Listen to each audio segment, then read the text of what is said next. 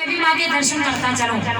और दर्शन करने की इच्छा से जब वो लड़की माँ के मंदिर में भजन कर रही थी, वो लड़का दर्शन करने की इच्छा से जब माँ के मंदिर में कदम रखता है तो कदम तो माँ के मंदिर में पड़ा, लेकिन नजर उस लड़की पर। और जैसे उस लड़की को देखा, दर्शन वर्शन करना तो गया भूल, और एक टक लगाकर उस लड़की को देखने लगा। और बड़ी देर में उसे ख्याल आया कि मैं तो माँ का दर्शन करने आया था। फिर बोला, माँ आया तो मैं था तेरे दर्शन करने, लेकिन अब नहीं आऊंगा। और उसने अपना इतना कहकर कदम पीछे बढ़ा लिया और कहने लगा, माँ लोगों से सुना था कि तू बड़ी सच्ची है, तेरा दरबार बड़ा सच्चा है, और मैंने ये सुना था जो तेरे दरबार में मांग लेता है उसे तू जरूर देती है, लेकिन माँ मैंने कभी नहीं मांगा, आज पहली बार मैं तुझसे कुछ मांगना चाहता हूँ। और माँ अगर मेरी मुराद पूरी हो गई, मैंने जो मांगा अगर पूरा हो गया तो मैं तुझसे वादा करता हूँ, मैं अपना सर काट कर तेरे चरणों में चढ़ा दूंगा। और देखिए उस लड़के ने मांगा क्या। उस लड़की को देखकर उसके मन में एक बात आई और लड़का माँ से कहने लगा कि माँ कि सुंदर स्वरूप प्यारा और मीठी मीठी बातें, मीठी मीठी बातें हैं और बातों से झलकता प्यार। और माँ ये कुदरत का करिश्मा है, कोई देवी का अवतार। माँ ऐसा लगता है कि कोई आपका ही स्वरूप दूसरा उतर कर पृथ्वी पर आ गया हो। और किस तरह से उस लड़की की सुंदरता वर्णन कर रहा है। और लड़का माँ से बोला, माँ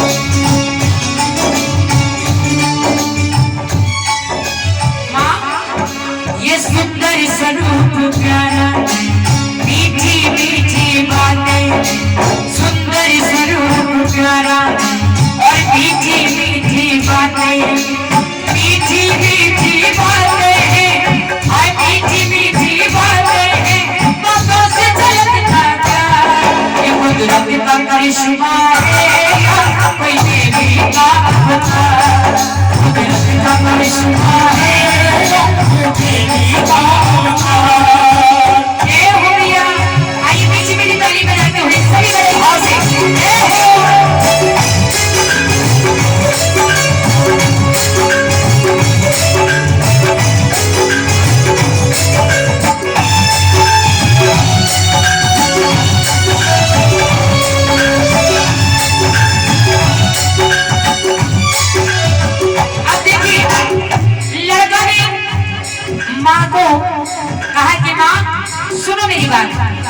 मैं दिल से आपसे कुछ मांगना चाहती हूँ।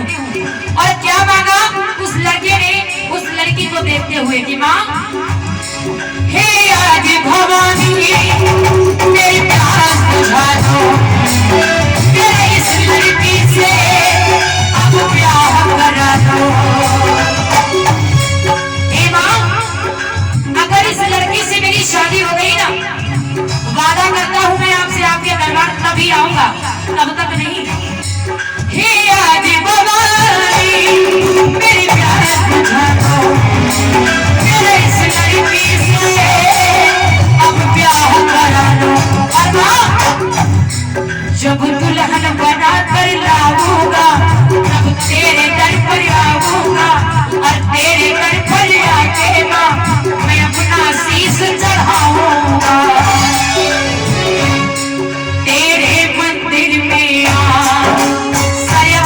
तुझे चढ़ाऊं तेरे मंदिर में आके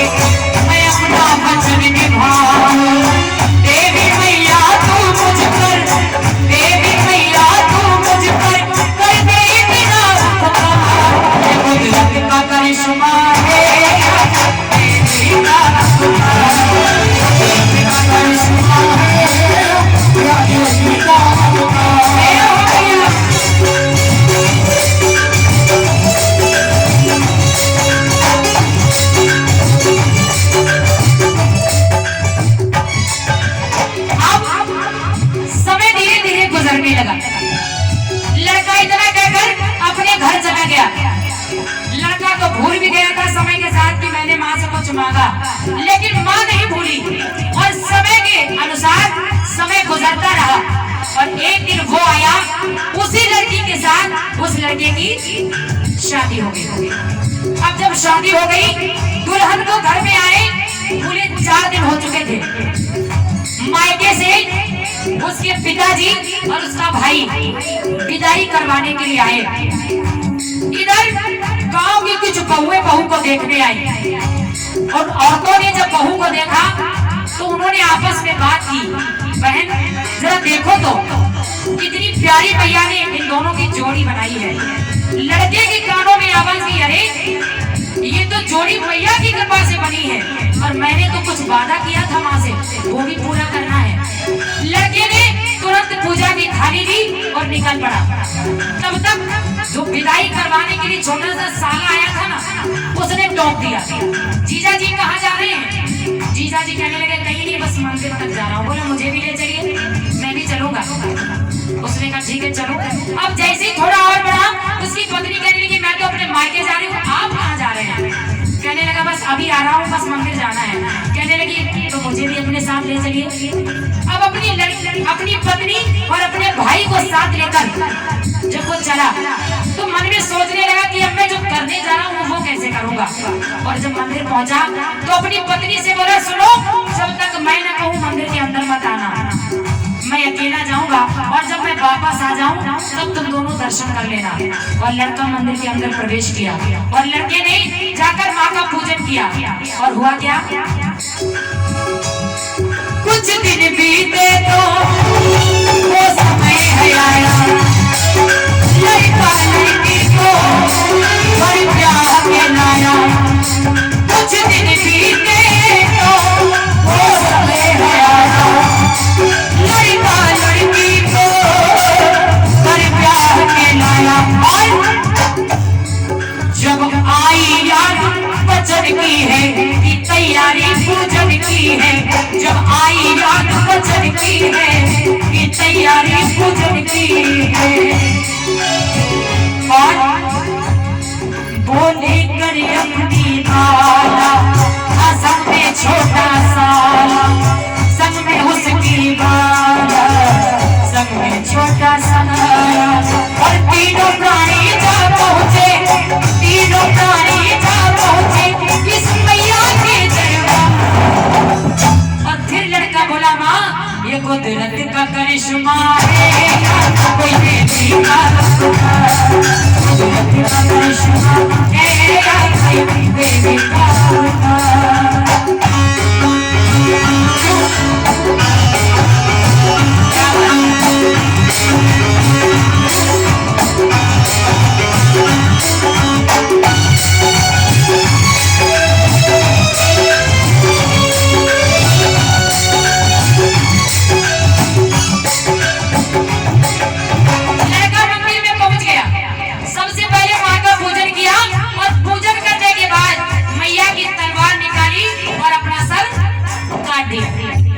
काफी देर हो गई, कोई हलचल नहीं, कोई चहल पहल नहीं।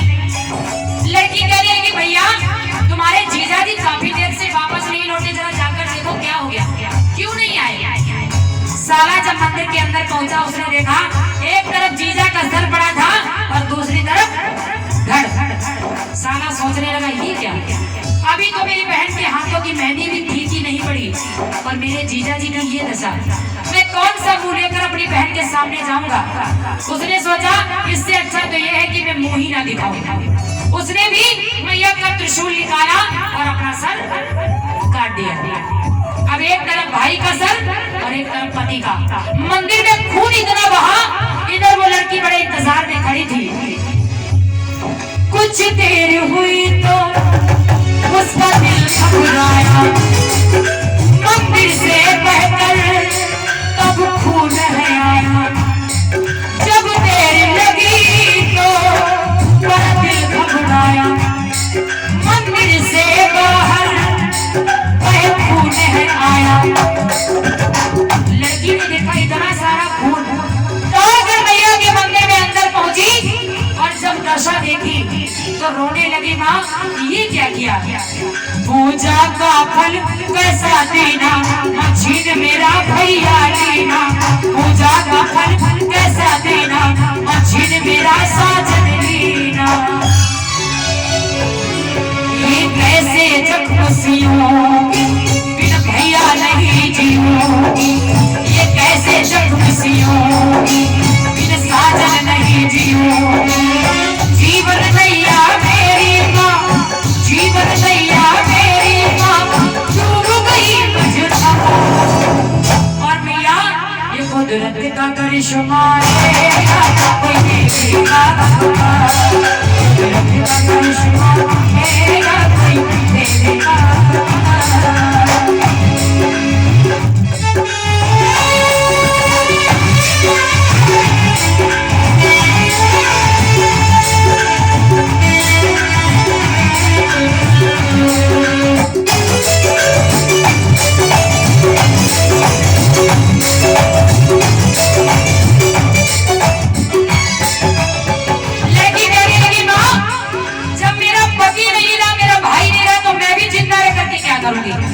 मुझे भी मर जाना चाहिए।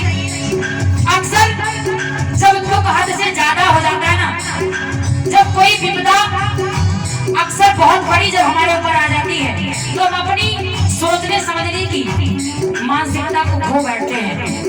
लड़की ने उसी तलवार को उठाया और अपने ऊपर जैसे तलवार चलाई तो मैया की मूर्ति से एक आवाज आई और माँ ने कहा, सुनो, जिद मरने की तू मेरे बेटे छोड़ दे, इन दोनों के सर को इनके धड़ से जोड़ दे। माँ ने कहा, एक काम कर, तूने बचपन से लेकर आज तक मेरी पूजा की है, जा मैं तुझे तेरी पूजा का फल देती हूँ। एक काम कर, इन दोनों के सरों को उठा, इनके धड़ से जोड़ दे, मैं इन्हें जिंदा कर दूंगी। जब लड़की ने सुना वो तो खुशी के मारे पागल हो गई और भागती हुई गई और सबसे पहले अपने पति का सर उठाया। पति का सर उठाकर और उसने एक गलती की, वो ये भूल गई कि मेरे पति का धड़ कौन सा है। पति का सर लिया, भाई के धड़ से जोड़ दिया, भाई का सर लिया, पति के धड़ से जोड़ दिया। लगभग 5 मिनट ही बीते, दोनों जय माता दी कहकर उठकर खड़े हो गए। अब लड़की ने ऊपर से नीचे तक देखा, जो भाई इतना सा था वो इतना लंबा हो गया और जो पति इतना लंबा चौड़ा वो इतना सा। लड़की ने कहा, माँ लगता उल्टा हो गया। माँ मुस्कुराई, माँ ने कहा, उल्टा तो तूने किया, मैंने तो बस जिंदा किया, अब जो है सो तुझे ही भुगतना पड़ेगा, मैं कुछ नहीं करूंगी। लड़की बोली, माँ ये कैसा चमत्कार, अब इनमें से मेरा पति कौन, मेरा भाई कौन। माँ ने कहा, अक्सर हर शख्स की पहचान ये चेहरा होता है, डर से कोई पहचान नहीं। अगर सर काट दिया जाए, सर आपके सामने आ जाए तो सर से पहचाना जा सकता है, लेकिन अगर सर ही ना हो, धड़ खड़ा हो, कोई पहचान नहीं। अगर चेहरे से पहचान ना होती तो रावण की बहू सुलोचना अपने पति का सर लेने रामादल नहीं जाती, धड़ के साथ भी सती हो सकती थी। लेकिन माँ ने कहा, पति तेरा ये है जिस पर तेरे पति का सर लगा है। माँ बोली, ठीक, ये बहुत अच्छा रहा। अरे तुझे तो सारा संसार माँ कहता है, मेरे भी तो अरमान थे कि मुझे भी कोई माँ कहे। 4 दिन शादी को हुए और ये सब हो गया। माँ ने कहा, तो फिर ठीक है, मैं तुझे आशीर्वाद देती हूँ, तू माँ भी बनेगी। लड़की बोली, वो कैसे। माँ ने कहा, जो तूने गलती की है भुगतान तो तुझे करना पड़ेगा। और माँ ने अपनी शक्ति से उस लड़की को मोरनी बना दिया और जिस पर उसके पति का सर लगा था उसे मोर बना दिया और बचा उसका भाई। अक्सर आपने देखा होगा, मोर देखने में कितना सुंदर होता है। मोर को योगी राज कहा जाता है। मोर का पंख भगवान ने अपने मुकुट में इसीलिए धारण किया है, भगवान को योगी राज कृष्ण कहा जाता है। मोर हमारे भारत का राष्ट्रीय पक्षी कहा जाता है। दूसरी बात, जब मोर नाचता है ना, उसे बड़ा घमंड होता है कि मैं इतना सुंदर हूँ, लेकिन जब उसके पैरों पर उसकी नजर जाती है तो रोता है। माँ ने कहा, जब तेरा पति रोएगा ना, उसके अश्रुओं का पान करेगी, उसके मुख से जो झाग निकलेगा उसे तू चाटेगी और गर्भ धारण करेगी। अपने पति का सुख तू कभी नहीं पाएगी, तेरा पति और तेरा मिलन कभी नहीं होगा। ये तेरी सजा है जो तूने गलती की। और माँ ने आशीर्वाद दिया और कहा, क्या जिसमें सर था पति का माँ ने मोर बनाया, मोरनी बना के माँ ने जोड़ा मिलाया, जिसमें फल था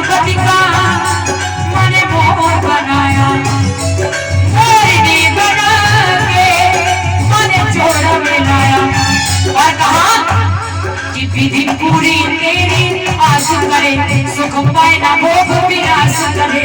विधि पूरी तेरी आस करे, सुख पाए ना भोग विलास करे। और इस भजन के राइटर हैं हमारे फर्रुखाबाद के ही आदरणीय हमराही जी।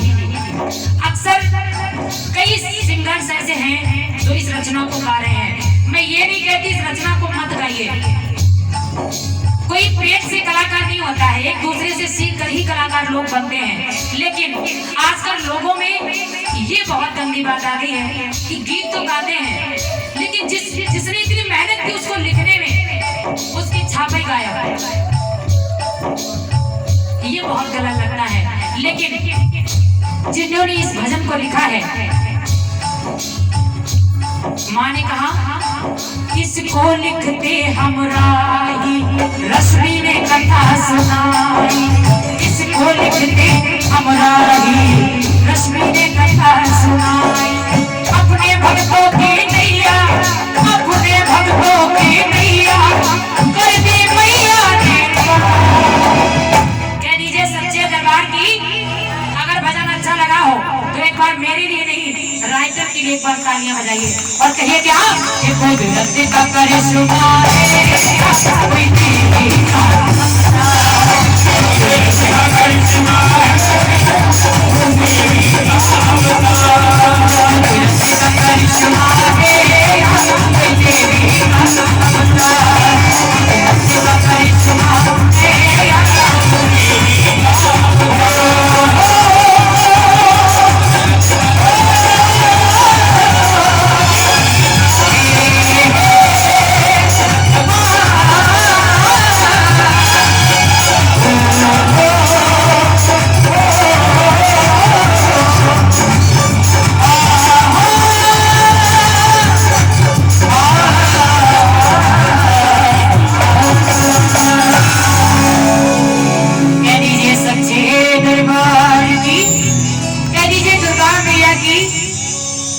और यहाँ तक की मेरी हाजिरी और मैं रश्मि चौहान यहीं पर आपसे आज्ञा चाहूंगी।